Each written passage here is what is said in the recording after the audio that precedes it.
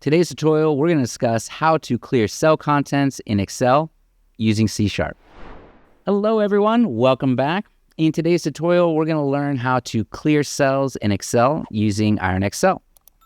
Before we begin, make sure that you have IronXL installed.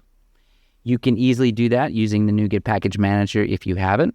So with that being said, let's go ahead and jump into the program.cs file where I have some code ready to go. So we'll start by loading our Excel file named sample.slsx and selecting the worksheet called data. Next is clear a single cell. For this, we use the clear contents function, and in our case, it's applied to cell A1. We can also clear an entire column using the get column function, then applying clear contents to remove this data. In the same way, we can clear a row by using get row followed by the clear contents function. So for a range of cells, such as D6 through F9, we again use clear contents to wipe all values inside of that block. After making these changes, we save the workbook as a new file called clearcellrange.slsx.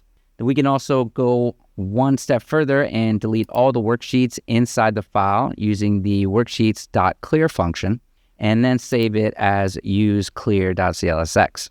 All right, so now let's go ahead and execute the program, and we'll wait for the process to complete. All right, the new files have been saved successfully, so let's go ahead and open them up. In clearcellrange.slsx, the specified cells, rows, columns, and ranges are all cleared. And in useclear.slsx, all the worksheets are gone. And that's it. You've successfully learned how to clear cells, rows, ranges, and even entire worksheets using IronXL. We hope that you found this tutorial helpful. Don't forget to like and subscribe if you like some more tutorials from us. And if you haven't tried IronXL yet, go ahead and go to our site, sign up for the free trial, download and install the package, and experience the power of our software firsthand. There's a link in the comments below. Go ahead and check it out.